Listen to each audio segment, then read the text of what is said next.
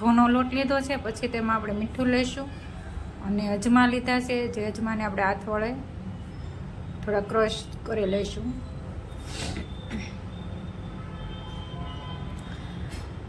ત્યાર પછી મેં અહીંયા મોણ લીધું છે, જે મેં 2 પાવડા જેવું લીધું છે.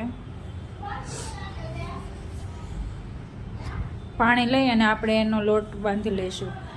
બહુ ઢીલો નહીં અને બહુ કડક પણ નહીં, આપણે એવો એનો લોટ સરસ બાંધવાનો છે. તો તમે જોઈ શકો છો આપણો લોટ બાંધીને રેડી કરી દીધો છે. આ રીતે આપણે રાખવાનો છે. હવે મેં અહીંયા બધા મસાલા લઈ લીધા છે, મસાલા જોઈ લઈશું. જે મેં અહીંયા બાફેલા બટેટા લીધા છે અને મીઠું લીધું છે સ્વાદ અનુસાર. જરૂર મુજબ સ્વાદ પ્રમાણે મીઠું લીધું છે. મેં અહીંયા ધાણા જીરુંનો શેકેલો પાવડર લીધો છે. ધાણા જીરું શેકી અને તેનો પાવડર બનાવેલો છે તે લીધો છે. ચાટ મસાલો છે. પછી અહીંયા કેપ્સિકમ છે. આ મેં લીલું લસણ લીધું છે. લીલા ધાણા છે અને અહીંયા આદુ મરચાંની મેં પેસ્ટ લીધી છે અને ચીઝ છે. ત્યાર પછી અહીંયા ગાજર છે, ટમેટાં, કોબી અને કાંદા.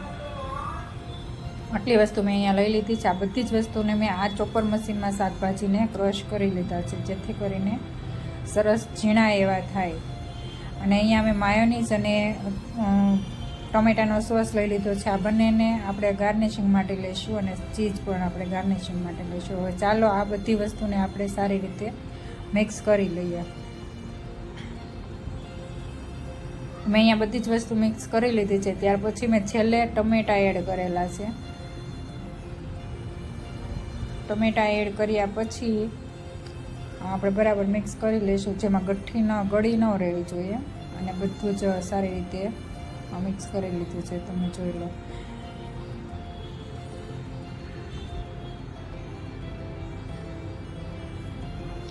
હવે મેં અહીંયા લોટ બાંધેલો હતો, એ લોટ લઈ લીધો છે. તેમાં આપણે મોણ નાખી અને થોડુંક કૂણવી લઈશું.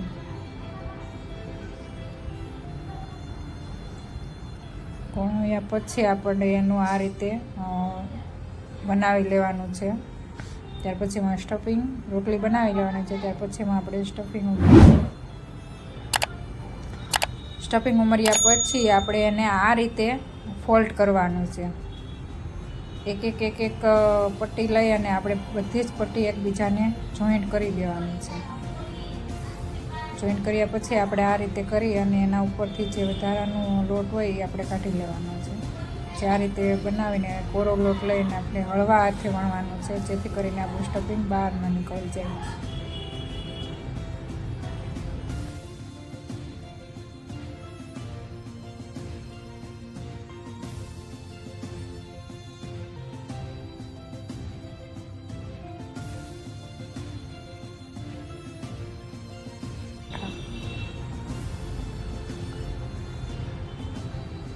આ રીતે આપણે ઉપર તેલ લગાવી અને પછી આપણે એને પલટાવી લઈશું. પછી પાછું ફરીને આપણે એના ઉપર તેલ લગાવીશું.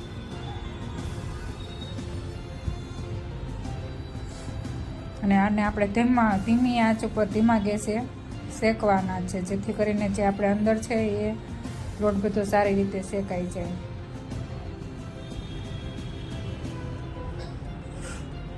ફેરવતા રહીશું અને આપણે એને બરાબર શેકી લઈશું.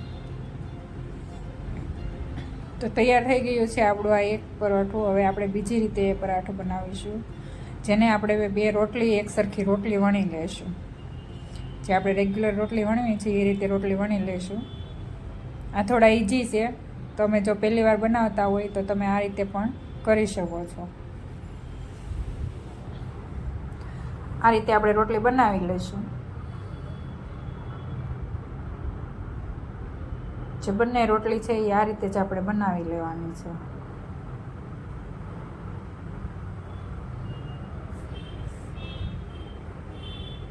પછી એના ઉપર આપણે સ્ટફિંગ ઉમેરી દેવાનું છે. આ સ્ટફિંગને આપણે આખી રોટલીમાં પાથરી લેવાનું છે, આવી રીતે. પછી આપણે એના ઉપર ચીઝ એડ કરીશું.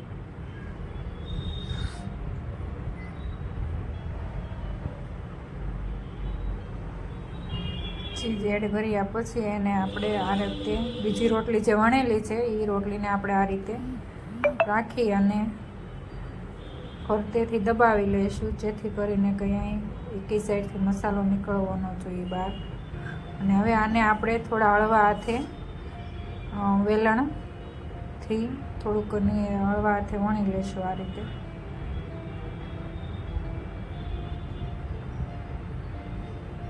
ત્યાર પછી આપણે એને આ ગરમ જે તવો કરેલો છે એ તવા ઉપર તેલ લગાવી અને મૂકી દઈશું એમાં, અને એને બરાબર શેકી લઈશું. આને પણ આ જ રીતે આપણે ફોલ્ડ કરી અને એના ઉપર આપણે આ રીતે તેલ લગાવી બંને સાઈડ શેકવાનું છે.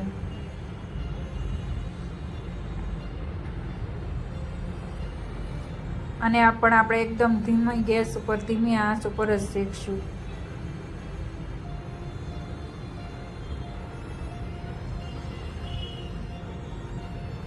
તમે જોઈ શકો છો આ સાઈડ કેટલી સરસ ડિઝાઇન બની ગઈ છે.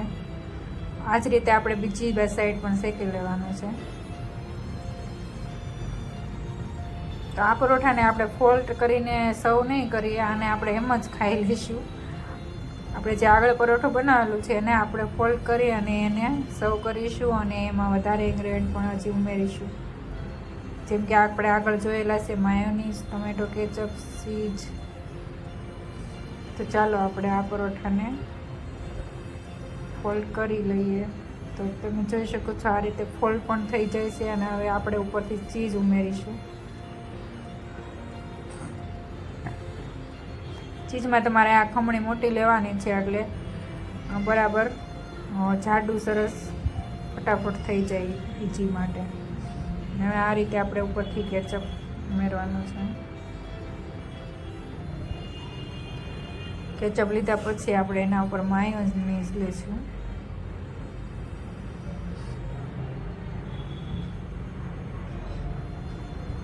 પછી આપણે એના ઉપર ઓરેગાનો લઈશું, અને એના પછી આપણે ચીલી ફ્લેક્સ લીધું છે. તો તૈયાર છે આપણા યુનિવર્સિટી રોડના ફેમસ એવા રાજા રાણી પરાઠા, વેજીટેબલ પરાઠા. તો તમે જોઈ શકો છો કે આપણે પરાઠા કેવા સરસ બની ગયા છે.